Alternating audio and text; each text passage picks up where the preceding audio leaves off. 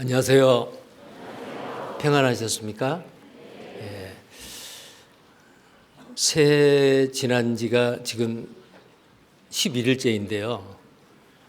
좀 때 늦은 감이 있지만은 제가 작년에 뵙고 오랜만에 뵙습니다. 그래서 인사를 드리겠습니다. 새해 복 많이 받으세요. 다 함께 기도하겠습니다.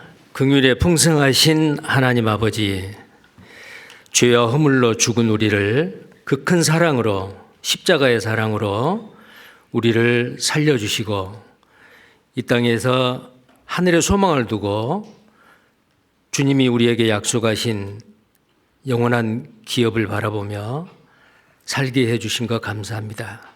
하나님이 작정하신 역사의 마지막 때 우리를 이 땅에 삶을 허락하시고 구원받게 하시고 하나님의 자녀로서 악하고 음란한 이 세상 가운데 구별되게 의롭게 경건하게 하나님을 경외하며 사랑하며 살게 해주심을 감사를 드립니다.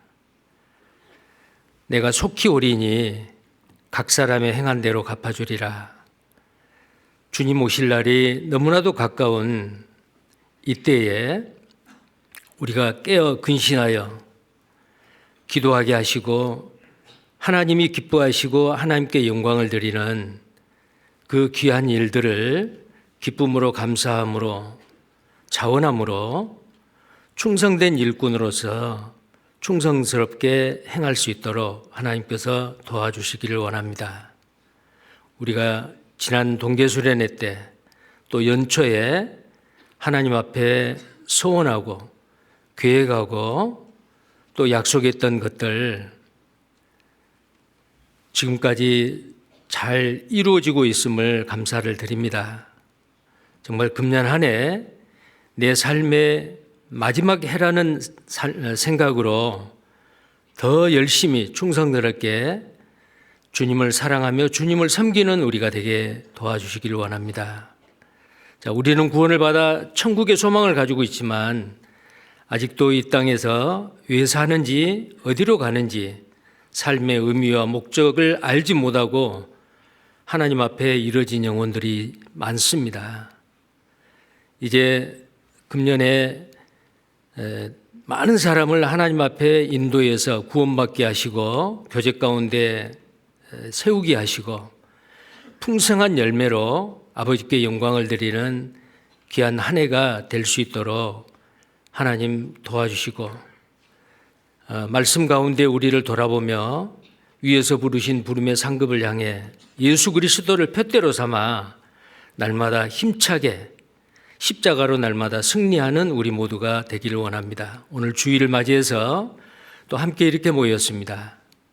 풍성한 하나님의 말씀을 하나님께서 주시고 마음판에 새기게 하시고 우리의 삶 가운데 등이 되고 빛이 되어 정말 그 말씀 붙잡고 더 힘있게 살아가는 우리가 되기를 원합니다. 또 전 세계 복음을 전하고 있는 선교사님들, 또 해외에서 수고하는 그 형제 자매님들, 어디든지 하나님이 역사하시고 주님의 지경이 날로 넓혀지게 해 주시기를 원합니다. 또 이 시간 주 성령께서 함께 하시고 우리에게 필요하고 합당한 은혜의 말씀으로 채워주시옵소서. 주 예수님 이름 받들어 기도드립니다. 아멘. 교독을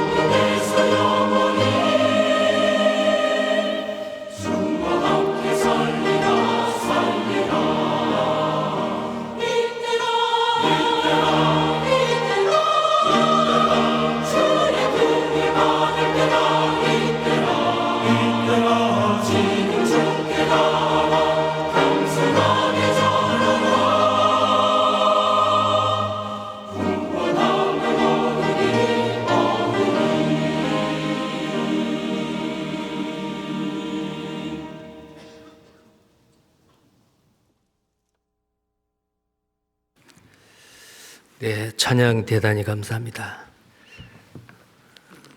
말씀 보겠습니다. 베드로 전서 4장입니다.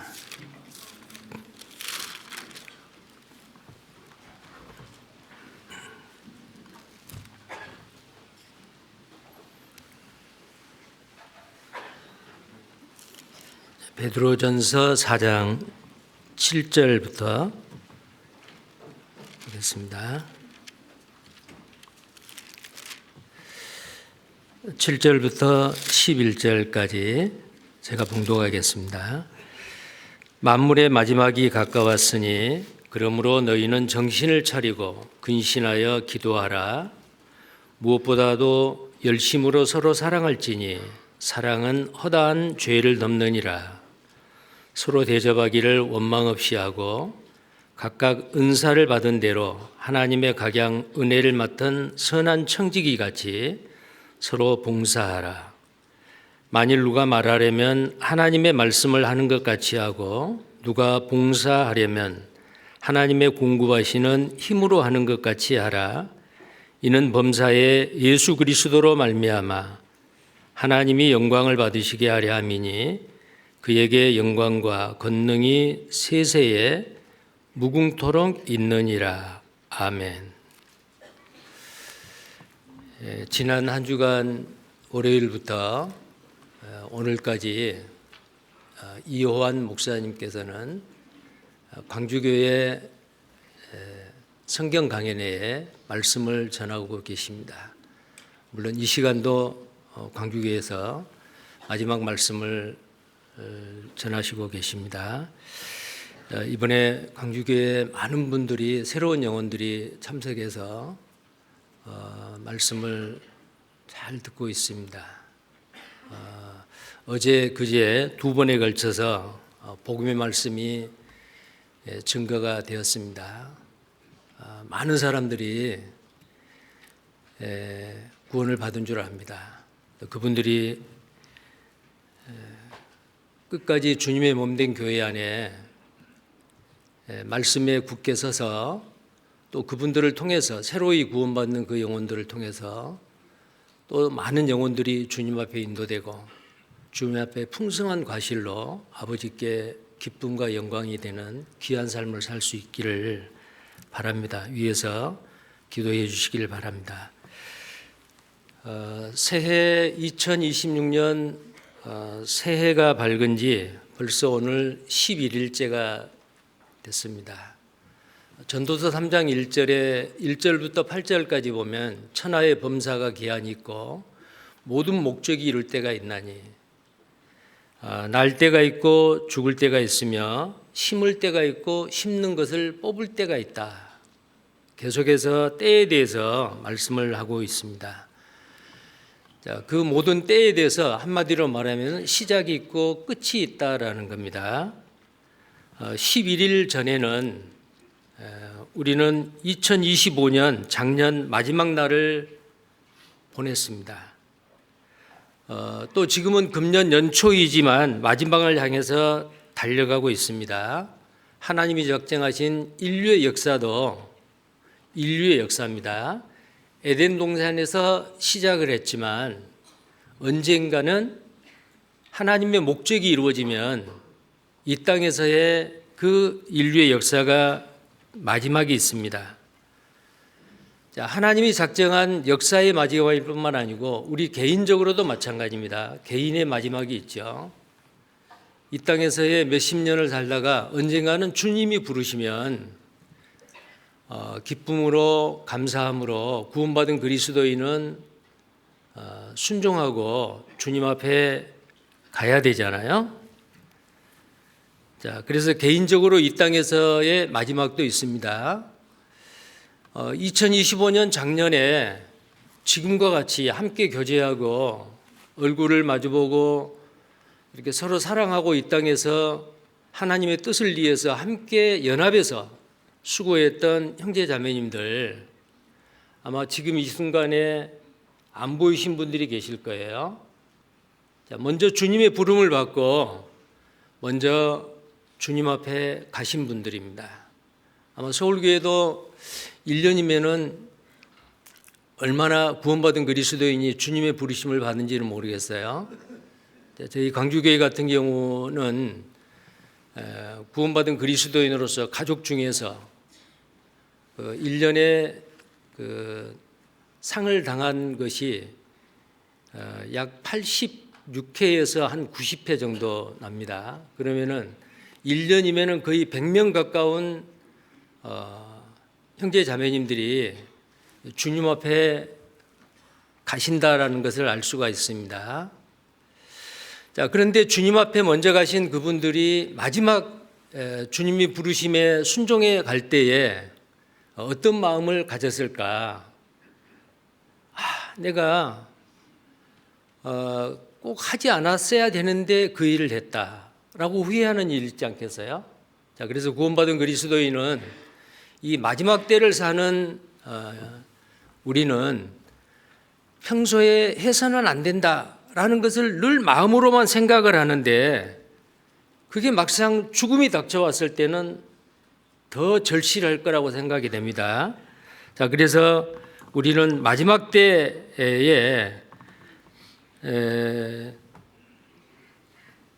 하기가 꺼려지는 것 절대로 하지 않아야겠다라는 그런 다짐을 해보는 것도 아주 좋을 것 같습니다. 자, 이런 다짐을 그 미국의 대부흥을 일으켰던 조나단 에드워드라고 하는 사람이 주님을 위해서 주님이 오실 날이 가까운데 마지막 때에 내가 어떻게 살까 그걸 70가지로 결심문을 썼다고 해요. 그런데 그 중에 한 가지가 바로 이겁니다. 내 생애의 마지막의 순간이라고 가정했을 때에 정말 하기가 꺼려지는 것이면은 절대로 하지 않겠다. 자, 우리는 지난 연말과 연초에 작정도 하고 마음의 소원도 하고 약속도 하셨을 겁니다.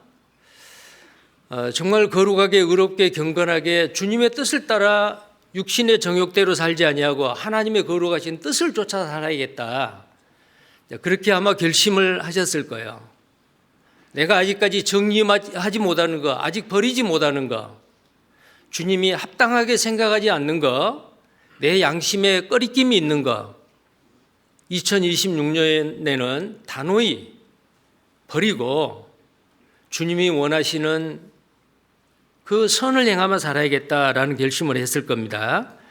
자, 그 다음에 또 한 가지는 내가 죽게 되었을 때 그 일을 했으면 좋았을 텐데 라고 바라는 것들이 있을 거예요. 죽음 앞에 딱 닥쳤을 때, 내는 이제 얼마 못 사는데 이걸 꼭 했어야 되는데 못했다. 자, 그러나 이미 우리 곁을 떠나고 주님 앞에 가신 분들은 어떻게 할 수 없잖아요. 그걸 꼭 했어야 되는데. 자, 그러나 우리에게는 기회가 있습니다. 삶의 기회가 있어요. 이게 복이죠. 주 안에서 죽는 자도 복이 있지만은 살아서 주를 위해 살 수 있는 삶의 기회가 주어지는 우리에게도 복입니다. 자, 우리는 그 일을 해야 돼요. 자, 그 다음에 또 하나는 이미 천국의 행복과 지옥의 고통을 맛본 사람 같이 행동하도록 최선을 다해야 됩니다. 마지막 때가 되었을 때. 자, 오늘 말씀이 만물의 마지막이 가까웠으니, 자, 오늘 설교 제목을 그 말씀 그대로 마지막이 가까웠으니. 자, 마지막이 가까웠는데 어떻게 하란 말이에요? 자, 오늘 본문 말씀 가운데 마지막이 가까웠는데 구원받은 그리스도인은 어떻게 살아야 된다 라는 교훈을 우리에게 말씀해 주고 있습니다. 자, 그 마지막, 예수님은 때가 찼고 하나님의 나라가 가까웠으니 회개하고 복음을 믿으라. 마가복음 1장 15절에 때가 찼고 하나님의 나라가 가까웠다. 자, 예수님이 이 땅에 초림할 때부터 말세입니다. 마지막이죠. 그래서 초대교회의 사도들은 이 마지막 때에 대해서 많은 교훈과 경계를 했습니다. 주님이 곧 오신다.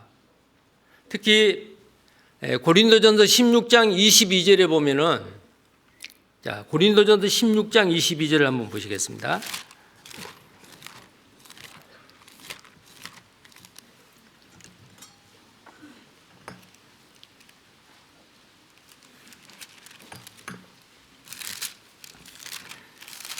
자, 고린도전서 16장 22절 말씀입니다.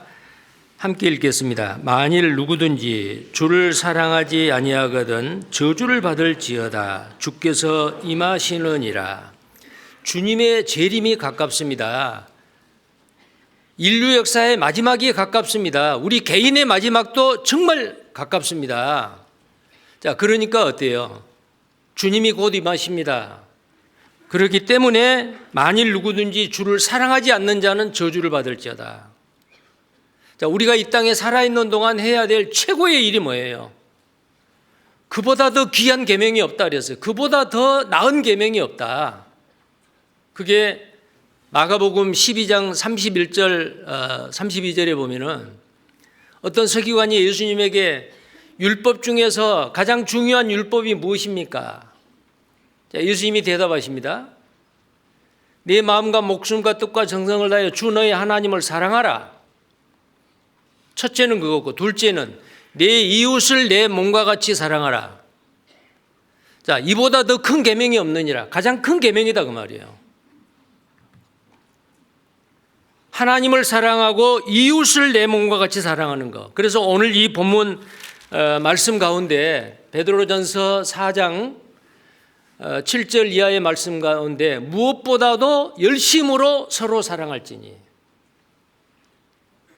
자, 마지막 시대에 살고 있는 우리는 무엇보다도 우선순위가 바로 뭐냐면은 열심으로 서로 사랑하라. 사랑입니다. 그런데 여기에 사도 바울은 고린도 성도들에게 고린도전서를 이 서신서들을 마무리하면서 아주 강하게 말씀하고 있습니다. 만일 누구든지 주를 사랑하지 아니하는 자는 아니하거든 저주를 받을지어다.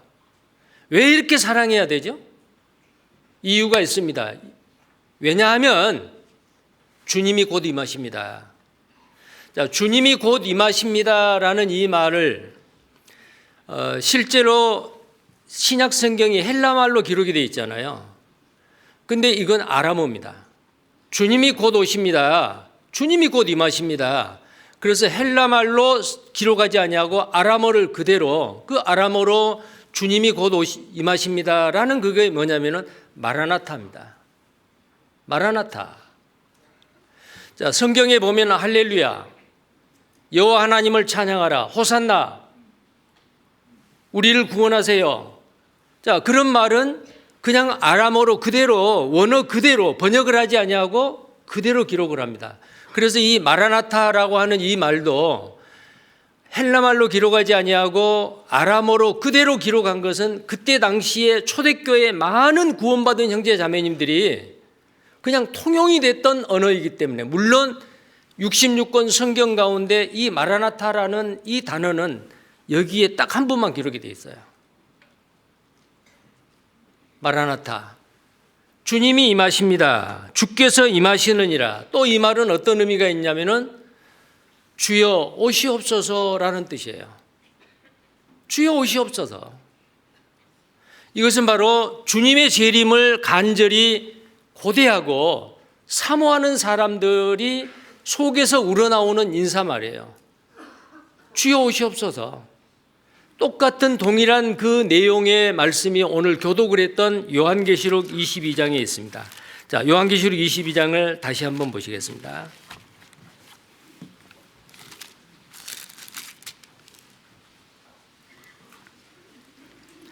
요한계시록 22장입니다. 20절 말씀입니다.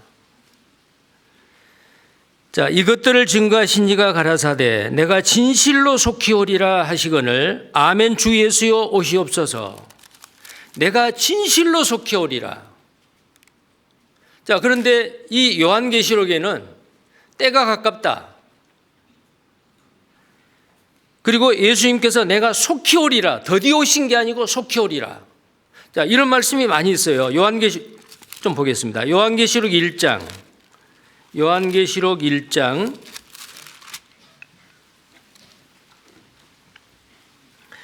3절 말씀입니다. 이 예언의 말씀을 읽는 자와 듣는 자들과 그 가운데 기록한 것을 지키는 자들이 복이 있나니 때가 가까움이니라. 이 때가 무슨 때예요? 예수님의 재림의 때가 가깝다, 그 말이에요. 이 재림의 때가 가까울 때에 그럼 어떻게 살아야 되느냐? 자, 말씀을 읽는 자와 듣는 자들과 그 다음에 그 말씀을 지키는 자들이 복이 있다. 읽고 듣고 지키는 것, 하나님의 말씀을 지키는 것이 하나님을 사랑하는 것입니다. 주를 사랑하지 않는 자는 저주를 받을지어다. 주께서 임하시느니라. 자, 주님의 재림이 가까운 이 시대일수록 우리는 하나님을 사랑해야 되고, 그 하나님을 사랑하는 것은 하나님의 말씀을 지키는 거다, 그 말이에요. 자, 여기에 요한계시록의 7가지 복, 7복 중에서 첫 번째 복이 바로 이 3절에 나와 있는 1장 3절에 나와 있는 말씀을 읽고 듣고 지키는 자가 복이 있다. 자, 하나님을 사랑하는 자입니다. 다시 요한계시록 22장을 보겠습니다. 때가 가까우니라. 자, 그 다음에요 7절입니다. 요한계시록 22장 7절입니다. 내가 속히 오리니 이 책의 예언의 말씀을 지키는 자가 복이 있으리라 하더라. 자, 7가지 복 중에서 6번째 복입니다. 이 책의 예언의 말씀을 지키는 자가 복이 있으리라. 내가 속히 오리라. 그러면 이 예언의 말씀을 왜 지키느냐? 주님이 속히 오시기 때문에. 자, 사람은 죽음 앞에 정직하고 새는 죽을 때 울음이 슬프다 그랬어요.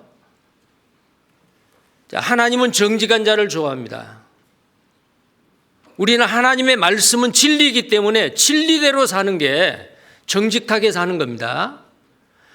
이렇게 하나님의 말씀을 지키는 것이 복이 있다.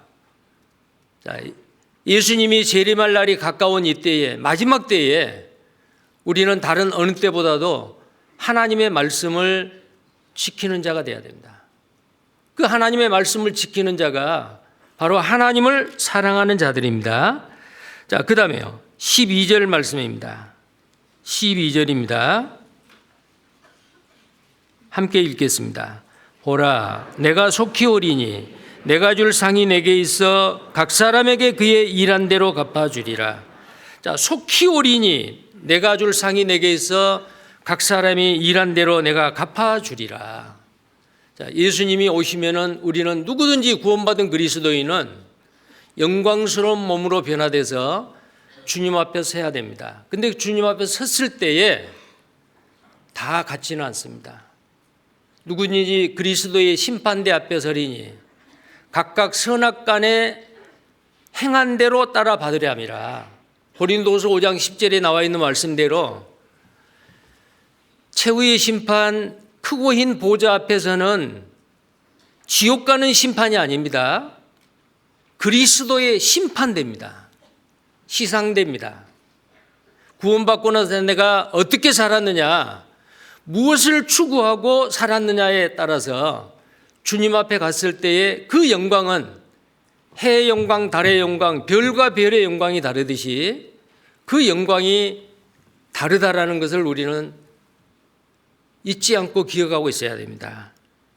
자, 그래서 여기에 속히 온다라는 말씀이, 때가 가깝다, 속히 온다, 이런 말씀이 계속해서 반복되고 있잖아요. 자, 그 다음에 또 보겠습니다.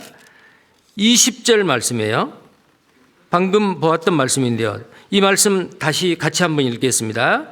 이것들을 증거하신 이가 가라사대 내가 진실로 속히 오리라 하시거늘 아멘. 주 예수여 오시옵소서. 진실로 속히 오리라. 근데 어떤 분들은 그럴 거예요. 아니, 오신다고 하신 예수님이 초대교회 당시 벌써 2000년이 지난 것 같는데 아직 안 오시지 않아요. 자, 어떤 이에 더디다고 주님의 오심이 너무 더딥니다 라고 말하는 사람이 있을 수 있어요. 그런데 자, 어떤 이는 그렇게 생각을 합니다. 그런데 베드로후서 3장에 뭐라고 되어 있냐면은 주의 약속은 베드로후서 3장 9절에요. 주의 약속은 어떤 이에 더디다고 생각하는 것 같이 더딘 것이 아니라 오직 너희를 대하여 오래 참으사 아무도 멸망치 않고 다 회개하기에 이르기를 원하시느니라. 자, 하나님, 주님이 보았을 때 죽게는 하루가 1000년 같고 1000년이 하루 같습니다.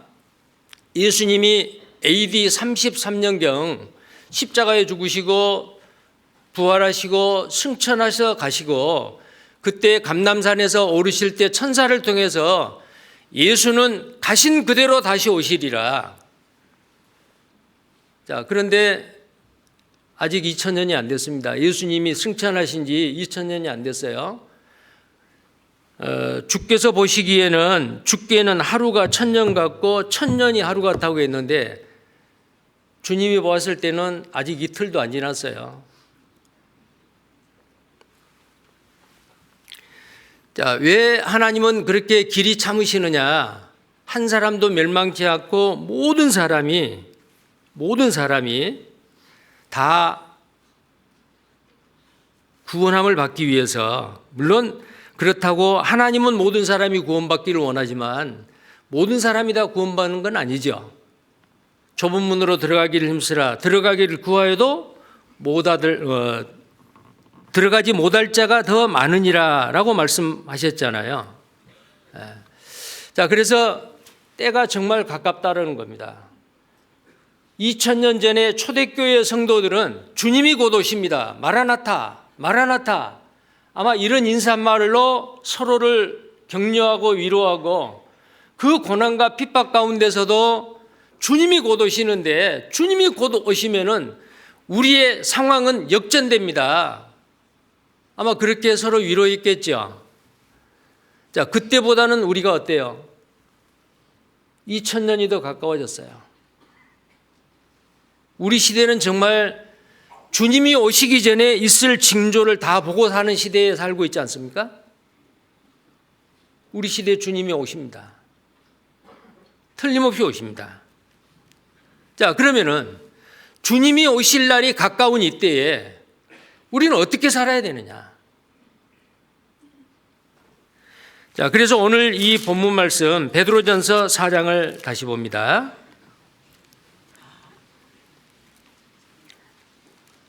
7절 만물의 마지막 때가 가까웠으니, 자, 만물의 마지막 때가 가까웠으니 어떻게 살아야 되는 거예요?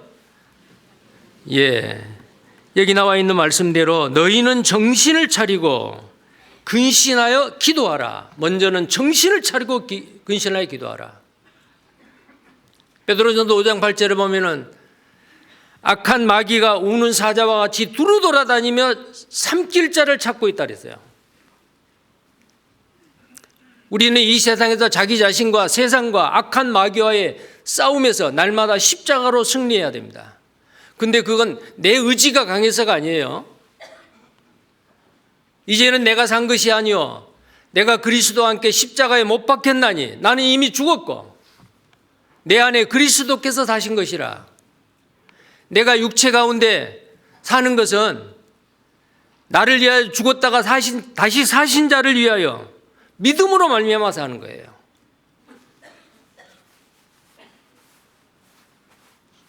누구든지 자기 십자가를 지고 나를 좇지 않는 자는 나의 제자가 되지 못하리라. 합당치 못하다. 날마다 자기 십자가를 지는 게 뭐겠어요?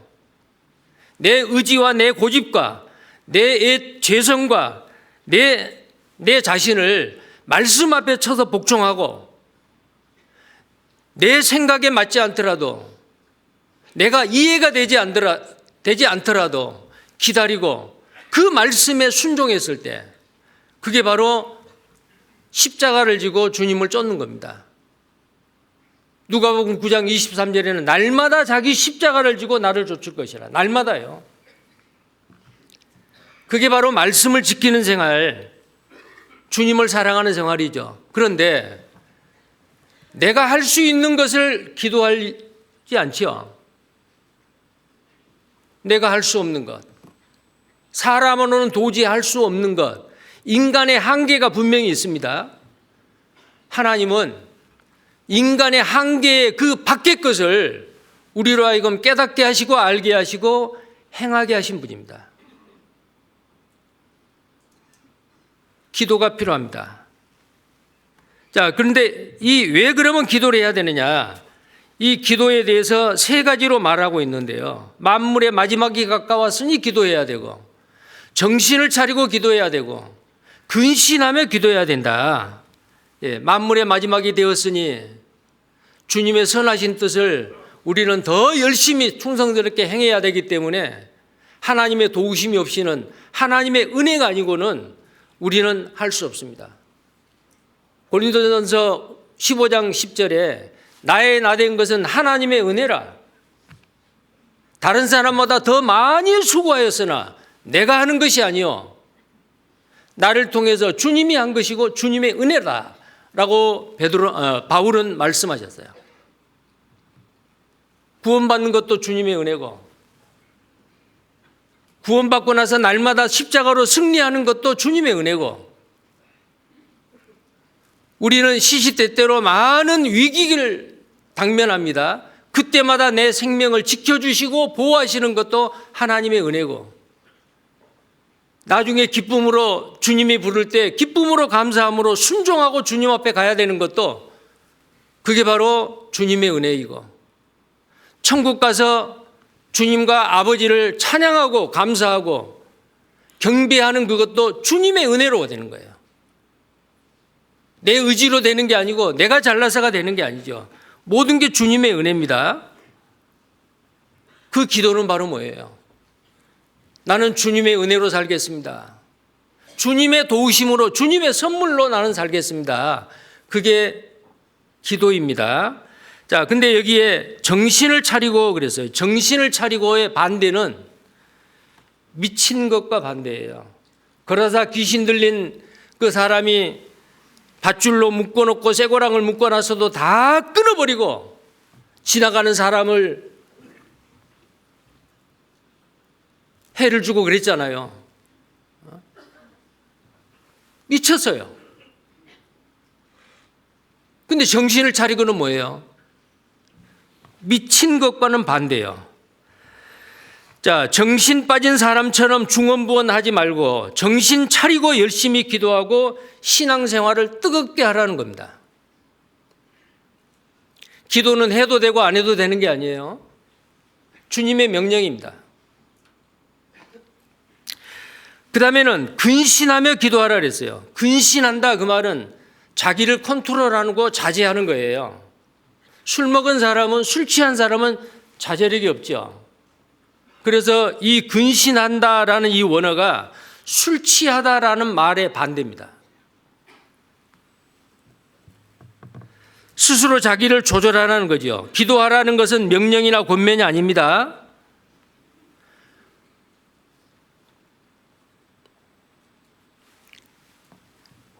하나님의 이 명령을 지키지 않으면 죄가 돼요. 그래서 사무엘은 내가 기도하는 것을 쉬는 죄를 범치 않겠다. 기도하는 것을 멈추는 것은 죄입니다. 하지 말라는 것을 하는 것도 죄지만 하라는 것을 하지 않는 것도 죄지요. 선을 행할 줄 아는데 행치 아니하는 것도 죄고 믿음으로 하지 않는 모든 것도 죄입니다. 반드시 기도해야 되는데 기도하지 않습니다. 죄입니다. 예수님께서는 우리에게 기도의 본을 보여주셨습니다. 이른 새벽에 산에 올라가서 한적한 곳에 가서 기도하셨고 제자들을 부를 때 기도하셨고 제자들을 파송할 때 기도했고 동네마다 다니면서 전도하러 나갈 때 미리 기도하셨고 가장 중요한 일 십자가의 죽음을 앞두고 겟세마네 동산에서 땀방울이 핏방울같이 떨어질 힘써서 애써 기도했습니다. 마지막 때가 되면 몰수록 정신을 차리고 근신하여 기도하라. 자, 어떤 사람은 이렇게 말합니다. 우리는 기도의 응답으로 하나님의 은혜를, 하나님의 은사, 하나님의 선물을 받습니다. 하나님의 선물은 층층이 있는 선반의 제일 마지막 칸에 있습니다. 제일 마지막 칸에 있는 그 선물을 내 것으로 하기 위해서는 내가 무릎을 꿇어야 됩니다. 하나님의 선물이 그렇다는 거예요. 기도하는 사람에게 하나님께서는 응답해 주시고 기도하는 사람에게 하나님의 부요함을 하나님은 그 기도하는 사람에게 누리게 하신다 그 말이에요. 자, 예수님께서도 겟세마네 동산에서 그 간절히 힘써서 기도하실 때에 기도하시기 전에 세 제자를 부탁했죠. 시험에 들지 않게 깨어 기도하라. 자, 마태복음 26장입니다.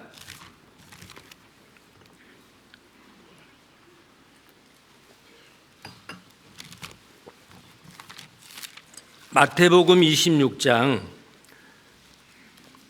41절입니다.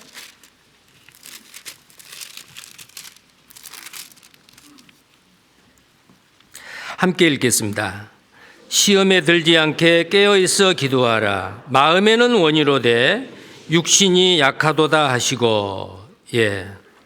그런데 예수님이 동일한 기도를요, 내 원대로 마옵시고 아버지 원대로 앞서서 할 수 있거든 이 잔을 내게서 지나가게 하옵소서. 동일한 그 기도를 3번이나 반복했잖아요. 근데 3번 하고 나서 또 와보니까 잠자고 있어요. 제자들이. 또 하고 나서 보니까 또 잠자고 있어요.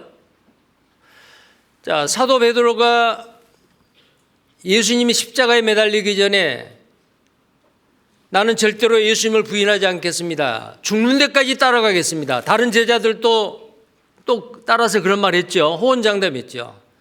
그러나 예수님이 잡혀가실 때에 3번이나 부인하고 맹세하고 저주까지 하면서 예수님을 부인했어요. 왜 그랬을까요? 시험에 들지 않도록 깨어있어 기도하라. 그런데 그들은 잠을 잤어요.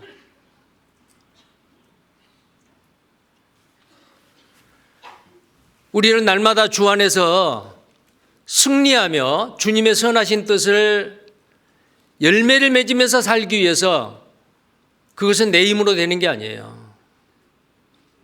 하나님의 능력을 힘입어서 하나님이 공급하시는 힘으로 내가 날마다 신앙생활 가운데 승리하며 살 수가 있는데 기도 아니고는 할 수가 없어요. 기도하셔야 됩니다. 근데 제자들은 기도하지 않았어요. 십자가에 죽으시고 부활하시고 난 이후에 부활하신 예수님께서 제자들을 만났습니다. 자, 그때 베드로는 어때요? 철저하게 자기를 돌이키고 요한복음 21장에 이 사람들보다 네가 나를 더 사랑하느냐?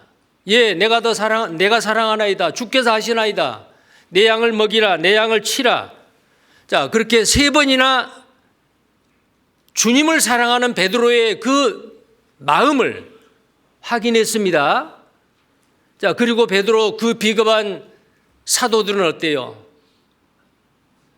우리가 사람의 말을 듣는 것보다도 하나님의 말씀을 듣는 것이 더 옳다. 우리는 전하지 않을 수 없다. 어떤 핍박이 와도 그들은 자기 목숨을 담보로 주님의 부활하심을 증거하다가 다 순교했습니다. 그때의 베드로는 어땠어요? 철저하게 돌이킨 겁니다. 기도하지 않는 것. 주님은 그렇게 간절히 기도했는데 주님이 기도하고 있는 그 순간에 잠을 자고 있었다는 거예요. 그 이후에 사도행전에 보면 베드로는 어때요? 시간을 정해놓고 기도하고 정말 열심히 기도했습니다. 사도행전 1장을 보시겠습니다.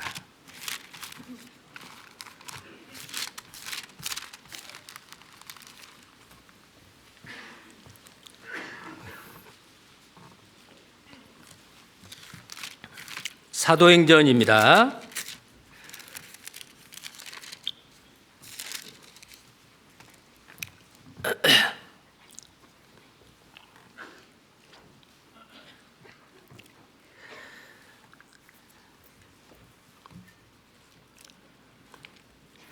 14절 말씀입니다. 1장 14절. 그 위에 13절에 보면은 들어가 저희 요한은 다락에 올라가니 베드로, 요한, 야고보, 안드레. 자, 제자들도 다 모였죠.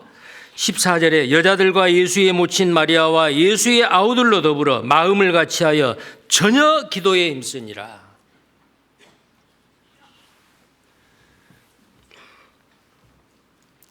그리고 그 이후에 초대교회 성도들은 어떤 일이 있을 때마다 모여서 힘써 기도했다라고 되어 있어요. 베드로는 제9시에 기도했다. 제6시에 기도했다. 12시에 기도하고 오후 3시에 기도하고 정말 기도에 힘썼습니다. 기도에 힘썼던 초대교회 성도들을 통해서 하나님은 강하게 역사하셨습니다. 왜 나를 통해서는 하나님의 능력이 나타나지 않을까? 왜 나를 통해서는 새로운 영혼들이 구원받는 역사가 없을까? 왜 전도의 열매가 없을까? 초대교회 성도들은 기도하고 말씀을 전했습니다. 예수님도 그렇게 본을 보여주셨습니다. 자, 기도하라. 정신을 차리고 기도하라.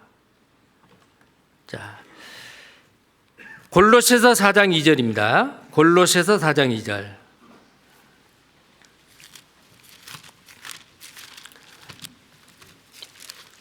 성령님은 사도들을 통해서 신약 성경을 기록하실 때에 이 많은 부분의 기도에 대해서 말씀을 하고 계십니다. 골로새서 4장 2절입니다. 함께 읽겠습니다. 기도를 항상 힘쓰고 기도에 감사함으로 깨어 있으라. 자, 기도를 시간 났을 때에 하는 게 하고 식사할 때 하고 생각날 때 하고 그게 아니고 기도를 힘쓰라고 되어 있습니다. 자, 왜 힘쓰라고 되어 있을까요? 기도가 쉬운 게 아니에요. 시간을 정해놓고 은밀한 곳에서 누가 보든지 안 보든지. 자, 마지막 시대를 살고 있는 우리에게 강하게 명령합니다. 기도를 항상 힘쓰고 기도에 감사함으로 깨어 있으라. 데살로니전서 5장 16절 이하에는 항상 기뻐하라. 쉬지 말고 기도하라. 쉬지 말고 기도하라. 항상 하나님의 은혜 가운데 하나님이 주시는 힘으로 살기를 원하고 열매 맺기를 원한다면 기도를 쉬지 말라. 자, 그 다음에 오늘 본문 말씀입니다. 베드로전서 4장 8절입니다.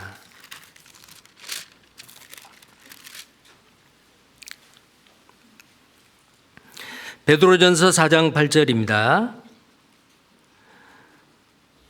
무엇보다도 열심으로 서로 사랑할지니 사랑은 허다한 죄를 덮느니라. 자, 무엇보다도요. 가장 우선순위가 사랑이다 그 말이에요. 무엇보다도입니다. 에베소서 2장 4절에 보면 그 긍휼에 풍성하신 하나님이 그 큰 사랑을 인하여 우리를 살리셨도다. 우리가 그 은혜로 구원을 받은 것이라. 자, 구원받았다 그 말은 죽은 영이 살아나는 겁니다. 자, 그 죽은 영이 살아나게 하는 것은 바로 뭐였느냐? 십자가의 사랑이요. 주님의 십자가 사랑입니다. 그 큰 사랑입니다.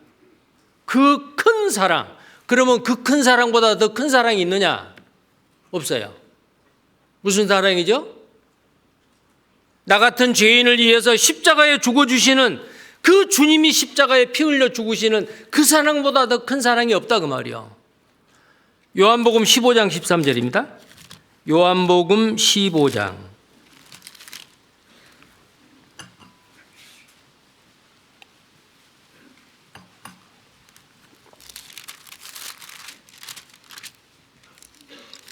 요한복음 15장 13절 말씀입니다. 함께 읽겠습니다. 사람이 친구를 위하여 자기 목숨을 버리면 이에서 더 큰 사랑이 없나니. 친구를 위하여 자기 목숨을 버리는 것, 이것보다 더 큰 사랑이 없다.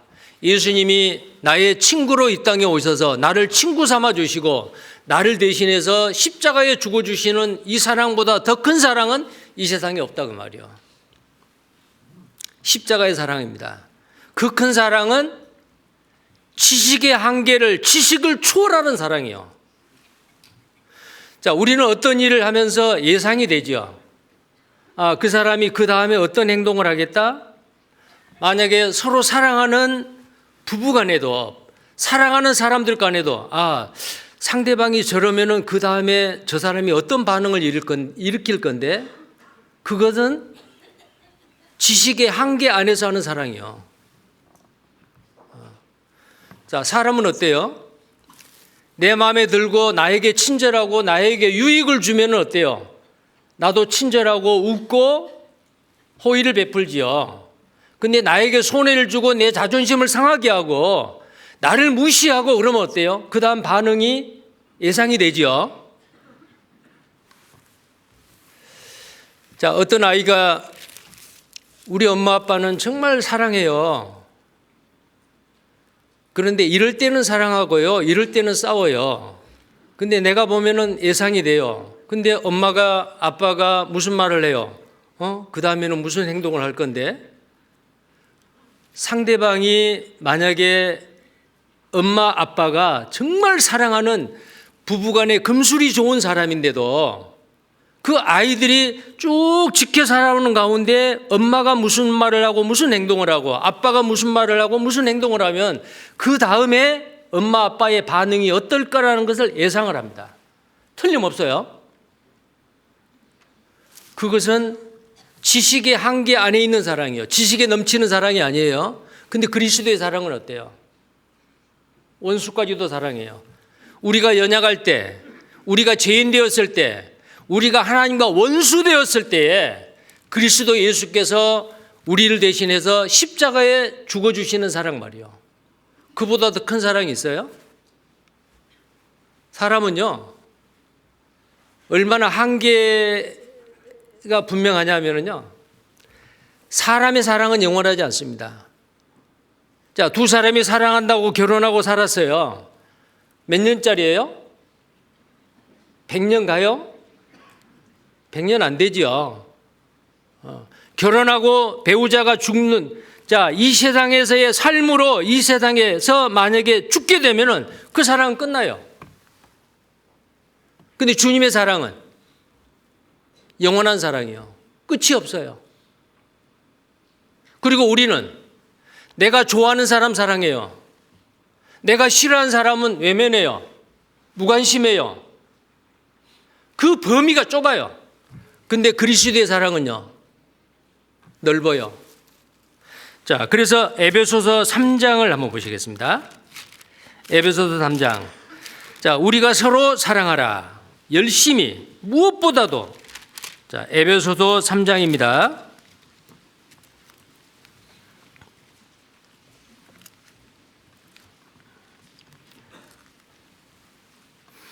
17절에서 19절까지를 같이 읽겠습니다. 믿음으로 말미암아 그리스도께서 너희 마음에 계시게 하옵시고 너희가 사랑 가운데서 뿌리가 박히고 터가 굳어져서 능히 모든 성도와 함께 지식에 넘치는 그리스도의 사랑을 알아.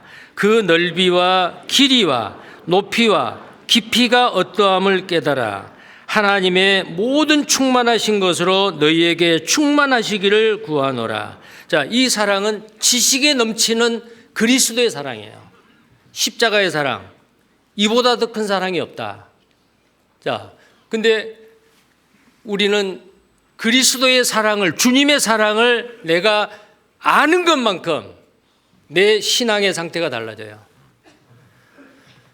그리스도의 사랑을 아는 것, 이 아는 것은 여기에 지식에 넘치는 그리스도의 사랑입니다. 지식적으로, 이론적으로 아는 사랑이 아니에요. 실제로 내 삶 가운데서 내가 실천하고 내가 체험하는 사랑입니다. 그러면 그 그리스도의 사랑을 우리는 어때요? 배우고 그 자취를 따라가야 돼요. 자, 지식에 넘치는 그리스도의 사랑, 그 넓이와 그 길이와 그 높이와 그 깊이가 어떠함을 알아. 이게 그리스도의 사랑을 4차원의 표현으로 했습니다. 넓이가 뭐예요? 광활하지요.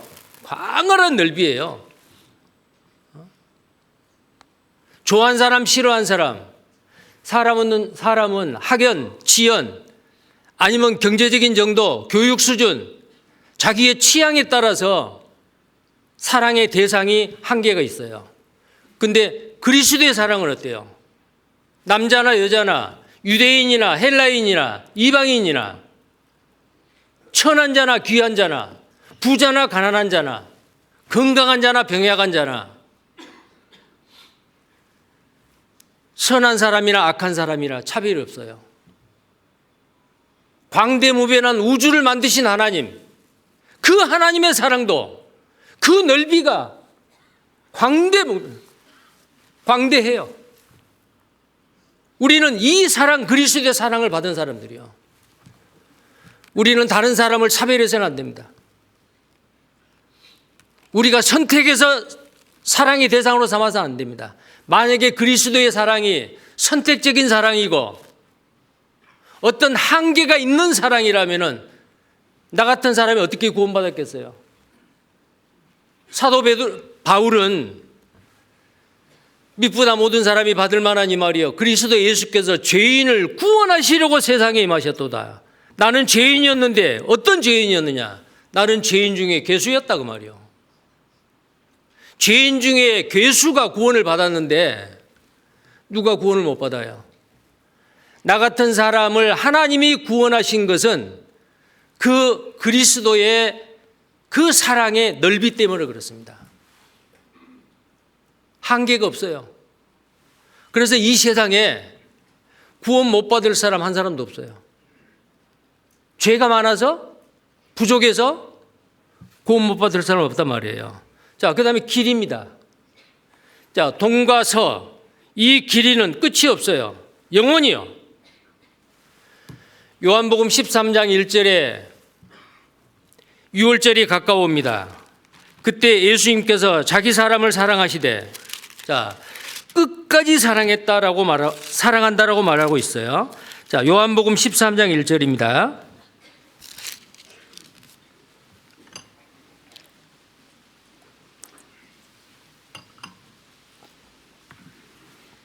함께 읽겠습니다. 유월절 전에 예수께서 자기가 세상을 떠나 아버지께로 돌아가실 때에 이른 줄 아시고 세상에 있는 자기 사람들을 사랑하시되 끝까지 사랑하시니라. 끝까지 사랑합니다. 구원을 안 받는 사람이라도 그 사람 구원받기를 원하고 참고 기다리십니다. 노하기를 더디하시는 하나님께서 언제까지 기다리시느냐. 그 사람 회개하고 복음을 듣고 구원받을 때까지, 죽을 때까지 기다리세요.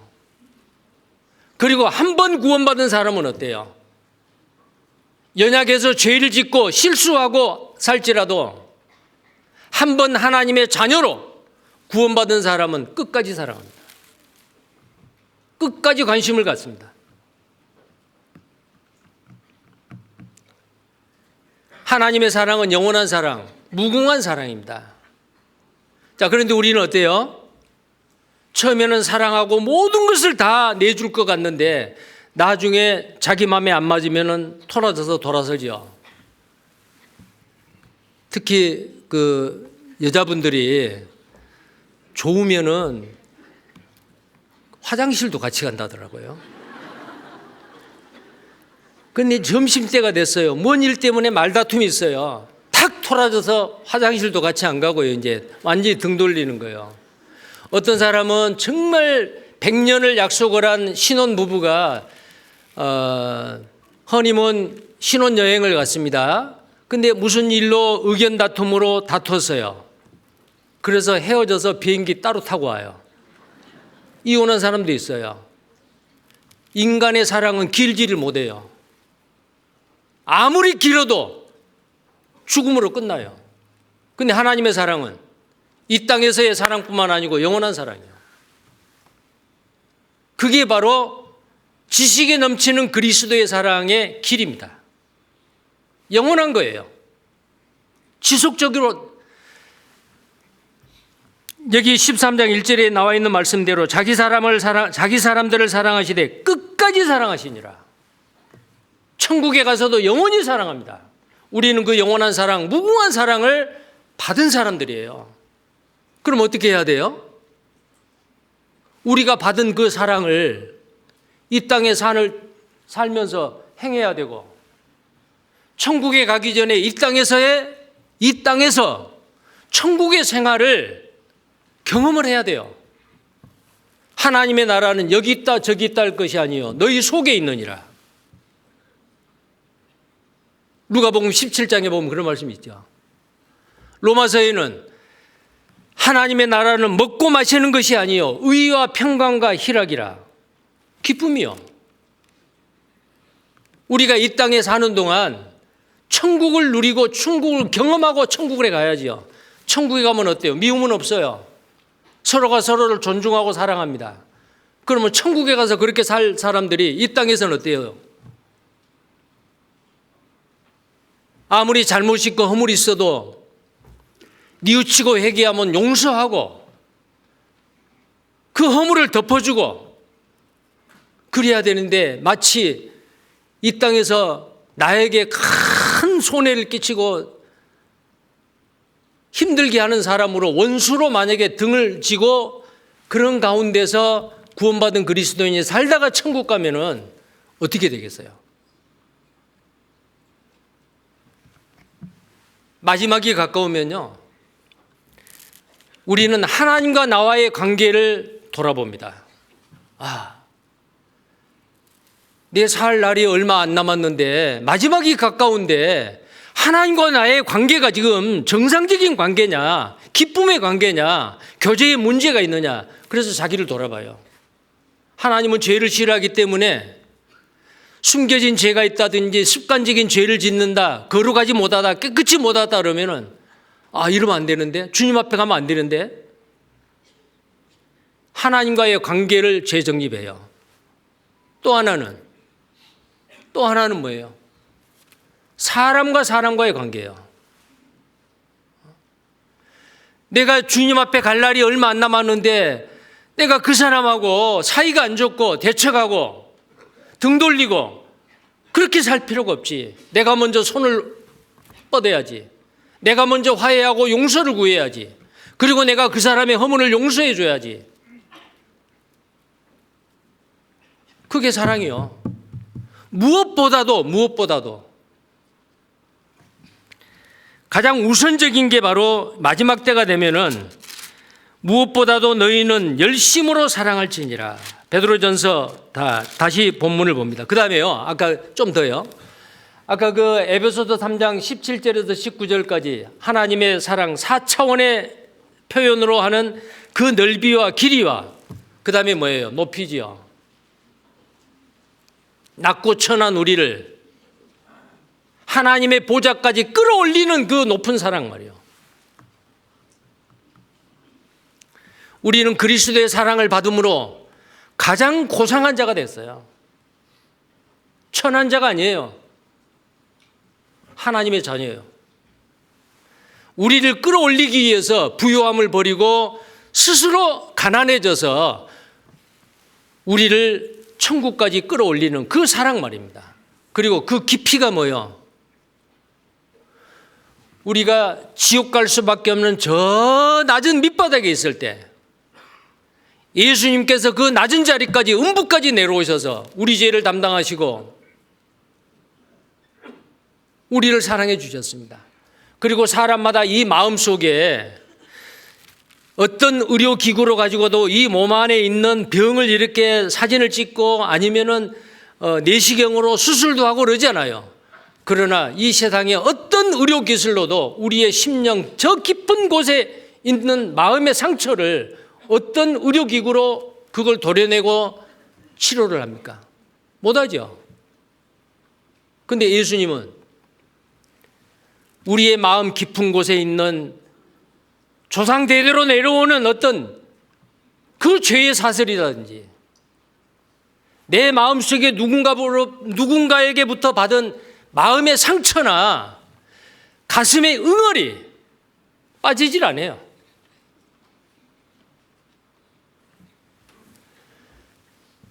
어떤 부모님의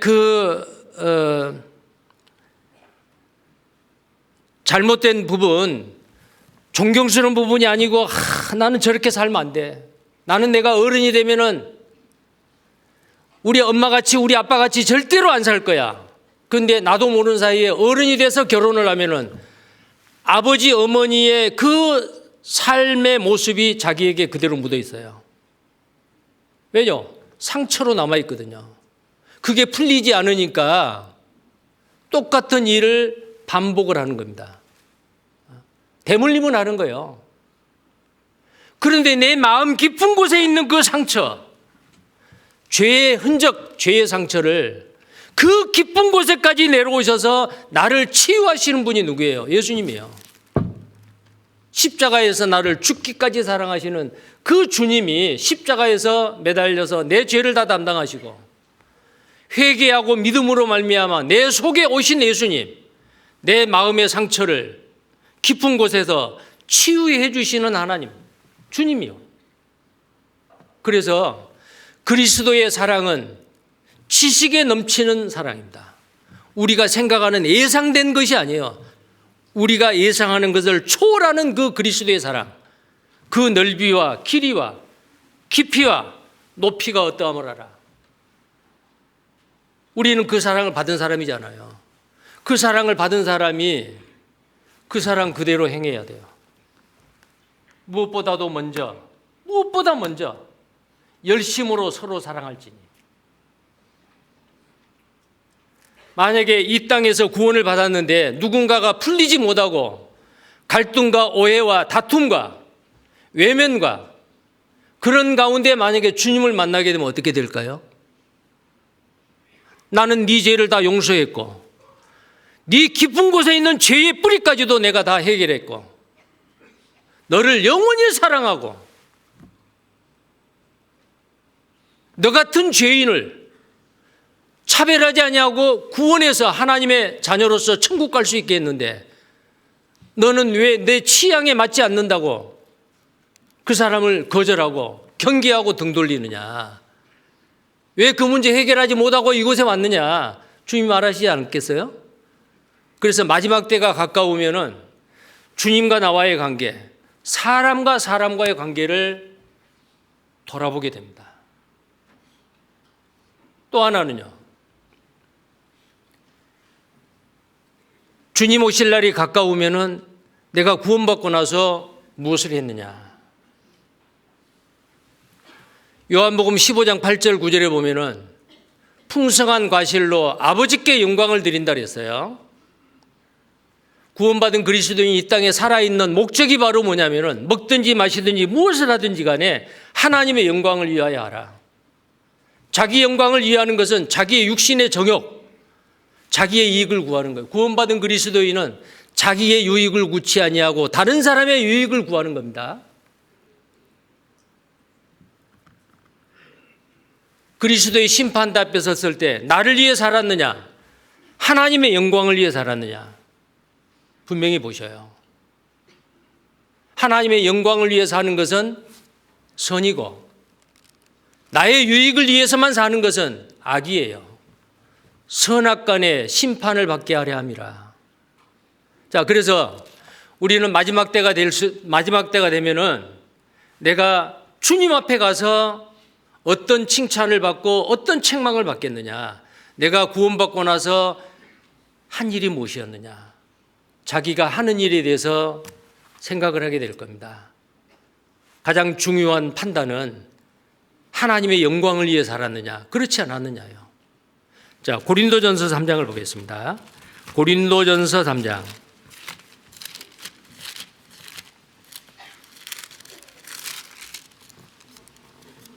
10절부터 봅니다. 내게 주신 하나님의 은혜를 따라 내가 지혜로운 건축자와 같이 터를 닦아두매 다른 이가 그 위에 세우나 그러나 각각 어떻게 그 위에 세우기를 조심할지니라. 이 닦아둔 것 외에 능히 다른 터를 닦아둘 자가 없으니 이 터는 곧 예수 그리스도라. 만일 누구든지 금이나 은이나 보석이나 나무나 풀이나 짚으로 이 터 위에 세우면 각각 공력이 나타날 터인데 그날이 공력을 밝히리니 이는 불로 나타내고 그 불이 각 사람의 공력이 어떠한 것을 시험할 것임이니라. 만일 누구든지 그 위에 세운 공력이 그대로 있으면 상을 받고 누구든지 공력이 불타면 해를 받으리니 그러나 자기는 구원을 얻되 불 가운데서 얻은 것 같으리라. 자, 구원받고 나서 주님이 오시는 날 주님 앞에 섰을 때 상을 받을 사람이 있고 해를 받을 사람이 있다. 해가 뭐예요? 악하고 게으른 종아. 상이 뭐예요? 착하고 충성된 종아. 잘했다. 상과 해를 받는다 라고 말하고 있습니다. 여기에 금이나 은이나 집이나 보석으로 집을 짓는다. 자, 나무나 짚이나 풀로 집을 짓는 것은 사람의 영광은 풀이요 꽃이라 그랬어요. 풀은 마르고 꽃은 떨어지나 하나님의 말씀은 세세토록 있도다. 말씀대로 사는 것만 남습니다. 자, 금이 뭐예요? 성경의 금은 하나님의 영광을 나타냅니다. 은은 구속을 나타내요. 금이나 은이나 보석입니다. 보석은 여호와를 경외하는 구원받은 그리스도인을 나타냅니다. 자, 그러면 금이나 은이나 보석으로 집을 짓는 자가 있어요. 이 땅에서 사는 동안에요. 불 가운데서 얻는 구원과 같다. 나무나 짚이나 풀은 불타버리는데 금이나 은이나 보석은 불을 통과해도 타지지 아니하고 그대로 천국에서까지 영원히 주님의 영광을 위해서 산 나의 생애, 내 삶은 영혼까지 연결된다 그 말이에요. 자, 주님의 영광을 위해서 사는 겁니다. 자, 어떤 대건설회사에 평생 동안 몸을 바쳐서 일을 했던 어떤 건축사가 있었는데 정년퇴직이 됐대요. 나이가 들어서요. 그래서 그 회사에 많은 공을 세웠던 그 건축사에게 건설회사 회장이 부탁을 했어요. 자네가 이제 퇴직을 하게 됐는데 지금까지 많은 건물을 아주 멋지게 건축을 했는데 퇴직하기 전에 마지막 하나 부탁하세요. 내가 부탁한 그 집을 최고의 작품을 하나 만들어주게. 근데 퇴직을 앞두고 뭐 휴가를 보내는 것도 아니고 또 일을 하라고 하니까 볼멘 소리로 속으로 불만이 생겼어요. 근데 그 회장이 이렇게 말했대요. 건축 자재는 최고로, 돈은 걱정하지 마. 생각을 했겠죠. 아, 저 회장이 집이 있는데도 자기가 살 집을 지금 내보고 하나 작품을 만들라고 하는구만. 그래서 만들었어요.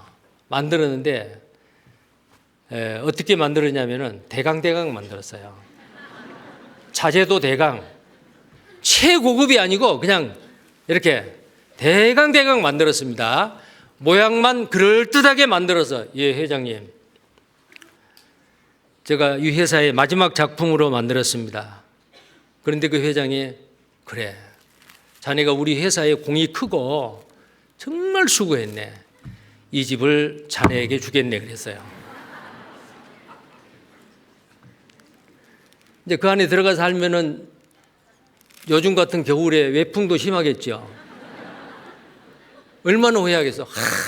최고급의 자재를 들여서 만들었으면 이것이 내 것이라는 걸 알았으면. 근데 우리 구원받은 그리스도인이 그래요. 이 땅에 사는 동안 내가 집을 어떻게 짓느냐. 반석이신 그리스도의 반석 위에 내가 집을, 나무나 짚이나 풀로 집을 짓느냐, 금이나 은이나 보석으로 집을 짓느냐. 그대로 남습니다. 그래서 마지막 때가 되면 내가 무엇을 위해 살았느냐, 주님 앞에 가면 내가 무슨 상을 받느냐.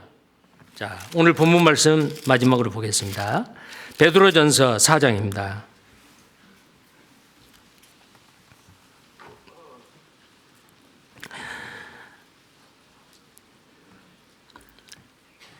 베드로전서 4장입니다. 10절, 9절, 10절 계속 봅니다. 서로 대접하기를 원망 없이 하고 각각 은사를 받은 대로 하나님의 각양 은혜를 맡은 선한 청지기 같이 서로 봉사하라.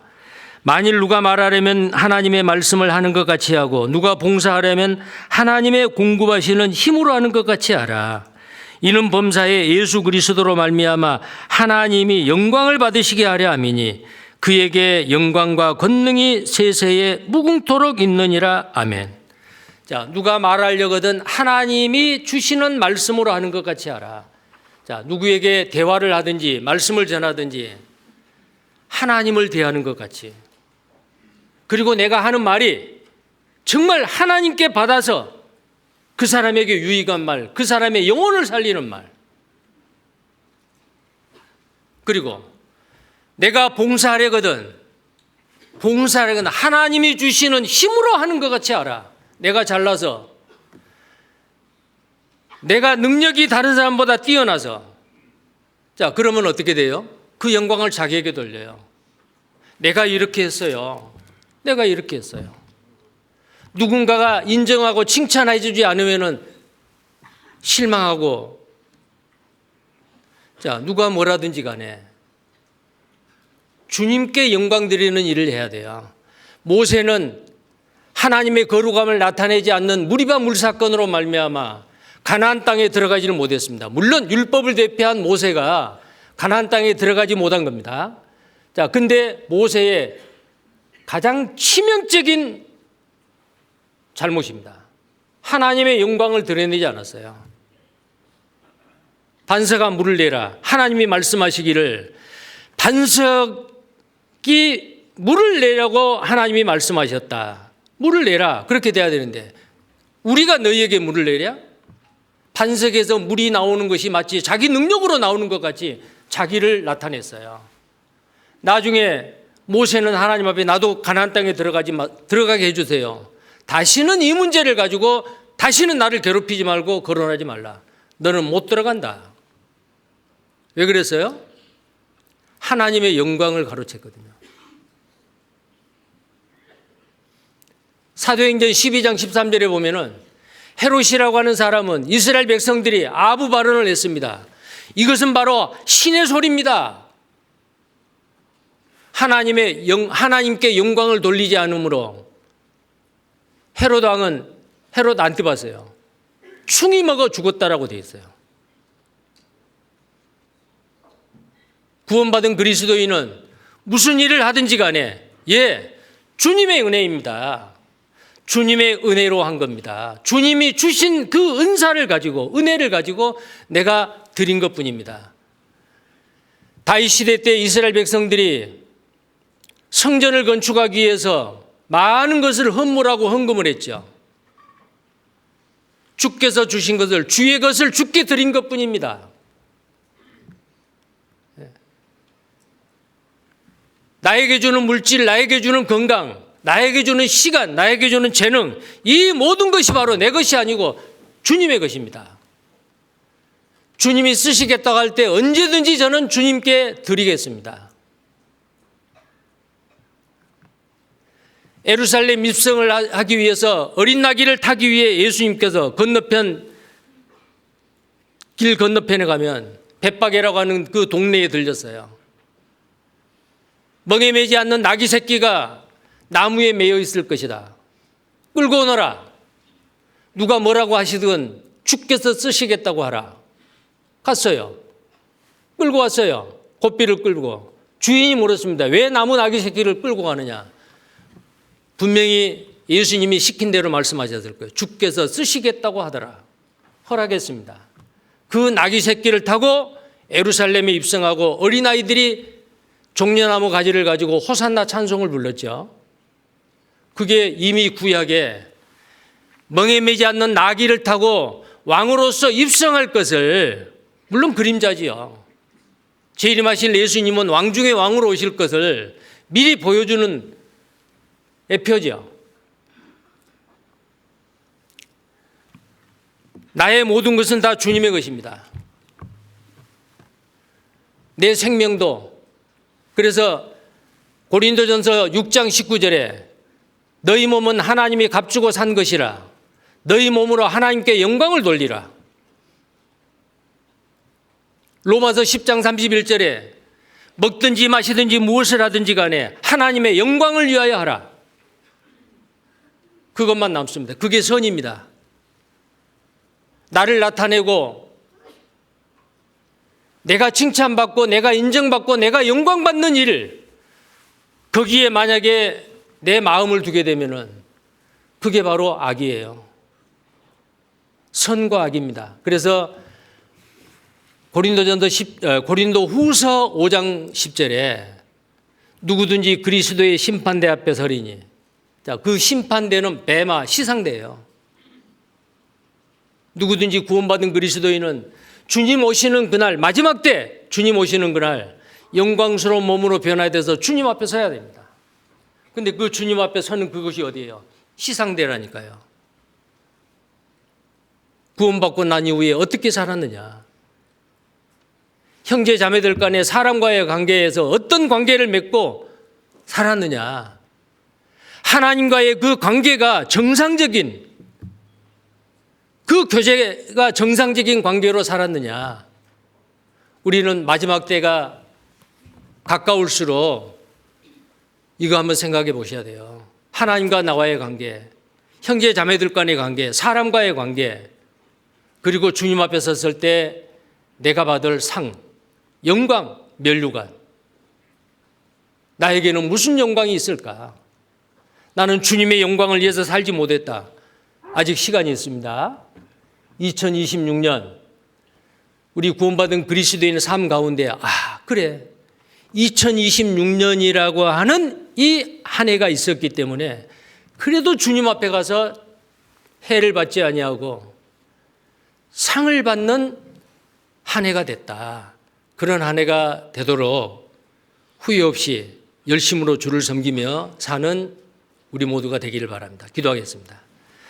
자, 거룩하시고 자비로우신 하나님 아버지, 죄와 허물로 죽을 수밖에 없던 우리를 긍휼에 풍성하신 하나님께서 십자가에서 피 흘려 죽으신 그 그리스도의 크고 놀라운 그 사랑으로 우리를 살리시고 하나님의 자녀 삼으시고 썩지 아니하고 새하지 아니하는 영광의 상급을 우리에게 약속하시고 이 땅에서 살 수 있는 그 기회를 주신 것 감사를 드립니다. 마지막 때, 만물의 마지막 때가 가까웠으니 우리가 어떻게 살아야 될 것인지를 오늘 베드로전서 4장 7절에서 11절의 말씀을 통해서 생각해보고 교훈을 받았습니다. 정말 말씀대로 충성스러운 주님의 일꾼으로 이 땅에서 살게 하시고 많은 열매로 하나님 앞에 영광을 드리는 귀한 삶을 살 수 있게 하나님께서 때마다 일마다 은혜 위에 은혜를 더하시고 기쁨으로 감사함으로 주님을 섬기고 살게 해 주옵소서. 주 예수님 이름 받들어 기도드립니다. 아멘.